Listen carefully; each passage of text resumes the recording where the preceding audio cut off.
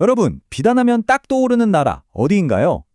네, 아마 대부분 중국을 생각하실 거예요. 그쵸? 그런데 말이죠. 만약에 그 화려한 비단의 진짜 기원이 우리가 알고 있던 것과는 전혀 다른 곳이라면 어떨 것 같으세요? 자, 이 시를 한번 보세요. 고대 로마인들이 저 멀리 동쪽에서 온 진짜 신비로운 직물을 처음 보고 얼마나 넋이 나왔는지를 아주 생생하게 보여주는 구절이에요. 그리고 이 놀라운 물건을 만든 미지의 사람들을 그들은 세레스라고 불렀습니다. 그래서 이 미스터리한 세레스는 대체 누구였을까요? 지금부터 우리가 역사 탐정에 대해서 한번 추적을 시작해보죠. 단서는 오직 그들이 남긴 물건들 뿐입니다. 뭐랄까, 일종의 고대판 프로파일링이라고 할 수 있겠네요. 자, 우리 손에 쥐어진 단서는 딱 세 가지입니다. 첫 번째, 눈부시게 화려한 비단. 두 번째는 당시 기술로는 따라올 자가 없었다는 최상급 철. 그리고 마지막 세 번째는 아주 진귀한 무늬가 새겨진 모피. 이 세 가지가 바로 미스터리를 풀 열쇠입니다. 좋습니다. 그럼 첫 번째 단서부터 파고들어 볼까요? 가장 유명하면서도 어쩌면 가장 많은 비밀을 감추고 있는 단서, 바로 비단 그 자체입니다. 우리가 보통 비단하면 엄청 부드럽고 하늘하늘한 걸 생각하잖아요.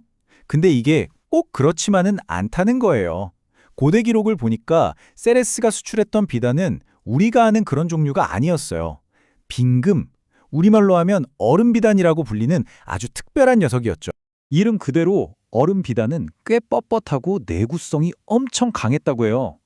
근데 여기서 진짜 흥미로운 점이 뭐냐면요. 당시 한나라에서는 이 빙금이 최상류층이 입는 옷이 아니었다는 기록이 있다는 겁니다. 아니, 로마에서는 최고급 수출품인데 바로 옆 나라에서는 왜 그런 대접을 받았을까요? 이상하죠? 이렇게나 성질이 다르다. 그렇다면 혹시 이걸 만드는 원재료부터가 뭔가 달랐던 건 아닐까요? 바로 이 질문이 사건의 핵심으로 들어가는 첫 번째 문을 열어줄 겁니다. 그리고 비밀은 바로 여기에 있었습니다. 빙금은 우리가 흔히 아는 뽕잎 먹는 집누에가 아니었어요. 떡갈나무잎을 먹고 자라는 야생누에, 작잠의 실로 만들어졌던 겁니다. 와, 이건 완전히 다른 종이었던 거죠. 이 야생누의 실은요, 그냥 굵고 튼튼하게만 한 지 아니에요. 떡갈나무 잎에 있는 타닌 성분 때문에 고체 자체가 노랗고 갈색이고 심지어 녹색까지 아주 화려한 천연색을 띠게 됩니다. 자, 어떠세요? 아까 봤던 로마의 시 기억나시나요? 풍부하고 다채로운 비단, 이 묘사와 정확히 맞아떨어지죠. 이제 단서들이 조금씩 연결되는 느낌이 드네요. 이 연대표를 보면 와, 정말 놀랍습니다. 우리가 흔히 실크로드라고 부르는 그 시대보다 훨씬 이전에 이 고조선 지역에는 이미 엄청나게 깊고 오래된 비단 생산의 역사가 있었다는 걸 보여주거든요. 그냥 만드는 수준이 아니라 아예 나라에서 나서서 장려할 정도였다는 거죠. 자, 첫 번째 물적 증거를 제시합니다. 이게 뭐냐면 무려 기원전 4000년경, 그러니까 지금으로부터 6000년도 더 된 옥으로 만든 누에 조각상이에요. 이게 뭘 의미하겠어요? 이 지역의 비단 역사가 우리가 상상하는 것보다 훨씬 아득하게 오래됐을 수 있다는 아주 강력한 증거죠. 그리고 여기 두 번째 물증 나갑니다. 이 작은 비단 조각, 이게 그냥 실이 아니에요.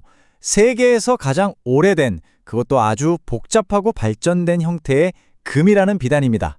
그러니까 이 사람들은 그냥 누에만 키운 게 아니라 이걸로 엄청난 고퀄리티의 직물을 짜는 기술까지 가지고 있었다는 뜻입니다. 좋습니다. 이제 수사의 범위를 좀 넓혀보죠. 비단 이야기만으로는 부족하니까요. 로마 기록에 나왔던 나머지 두 개의 단서, 바로 철과 모피를 가지고 교차 검증에 들어가 보겠습니다. 로마인들은 세레스의 철을 두고 세계 최고라고 극찬을 아끼지 않았어요. 근데 진짜 신기한 건 그 단서가 글자 안에 숨어 있다는 거예요. 철을 뜻하는 고대한 자 켜를 뜯어보면 쇠 금자에 동이족 이자가 합쳐진 모양이거든요. 말 그대로 동이족의 쇠라는 뜻이죠. 그리고 실제로 기록을 보면 이 최고의 철이 바로 고조선 연방의 일원이었던 변안에서 생산됐다고 나옵니다. 정말 딱 들어맞죠? 자, 마지막 세 번째 단서. 고급 모피도 마찬가지입니다. 기원전 7세기 기록에 따르면 아름다운 무늬 가죽이 고조선 연방의 또 다른 멤버였던 발조선의 아주 중요한 수출품이었다고 명확하게 나와 있습니다.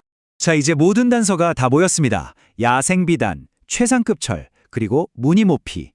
지금까지 흩어져 있던 이 퍼즐 조각들이 어떻게 하나의 거대한 그림으로 맞춰지는지 드디어 세레스 미스터리를 해결할 시간입니다. 최종 결론을 내리기 전에 우리가 손에 쥔 증거들을 다시 한번 정리해 볼게요. 첫째, 야생노예로 만든 특별한 비단, 빙금. 둘째, 세계 최고 품질이었던 동이족의 쇠. 그리고 셋째, 아주 귀했던 무늬모피. 이 세 가지입니다. 바로 이 지도가 결정적인 증거입니다. 보세요. 세레스의 세 가지 핵심 수출품이 전부 이 거대한 고조선 연방 안에 각기 다른 지역들과 정확하게 일치합니다. 독특한 야생비단은 동이족의 영역에서, 세계 최고의 철은 변한 땅에서, 고급 모피는 발조선에서. 그러니까 이들은 각자 다른 특산품을 가진 하나의 거대한 경제 공동체였던 거예요. 그렇다면 최종 판결은 이렇습니다. 세레스는 어떤 한 나라나 민족의 이름이 아니었습니다. 비단, 철, 모피, 이 엄청난 가치의 상품 무역을 주도했던 거대한 연합체, 바로 고조선 연방을 가리키는 이름이었던 겁니다. 근데 여기서 끝이 아닙니다. 또 하나의 아주 흥미로운 연결고리가 있어요. 어떤 기록에서는 세레스를 초안기를 장악했던 교역민족 월지와 같은 존재로 보거든요. 그럼 이 월지는 또 누구냐? 다른 기록을 보면 이들이 바로 고조선 연방의 핵심이었던 마한의 일부였다고 나와요. 보세요. 세레스가 월지로, 월지는 마한으로, 그리고 마한은 다시 고조선으로, 마치 꼬리에 꼬리를 물고 모든 증거가 단 하나의 결론을 가리키고 있는 거죠. 자, 그럼 이 모든 이야기가 오늘날 우리에게 어떤 의미가 있을까요? 그냥 그랬구나 하고 넘어갈 일이 아니거든요. 이 발견이 왜 중요한지 마지막으로 그 의미를 한번 짚어보겠습니다. 이 비교표를 보면 상황이 더 명확해집니다. 기록에 따르면 고조선 쪽은 비단이 아주 풍부해서 많은 사람들이 화려한 옷을 입고 다녔고 부자들은 금조차 귀하게 여기지 않았대요. 그런데 같은 시기 중국에서는요.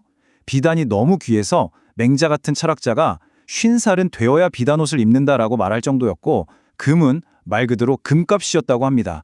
자, 여러분이 보시기에 이렇게 대규모로 비단을 수출할 만한 생산 능력을 갖춘 쪽은 과연 어디였을까요? 이 분석의 바탕이 된 자료에 나오는 한 구절이 이 모든 상황을 딱 한마디로 정리해 주는 것 같아요.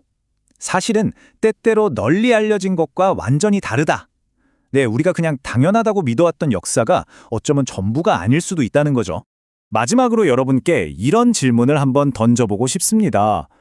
고작 비단실 한 올이 우리가 알던 거대한 역사의 그림을 이렇게 통째로 바꿀 수 있다면 우리가 지금 당연하다고 믿고 있는 또 다른 이야기들 속에는 과연 어떤 새로운 진실들이 숨어 있을까요? 계속해서 질문하고 또 파고들어 볼 가치가 충분하지 않을까요?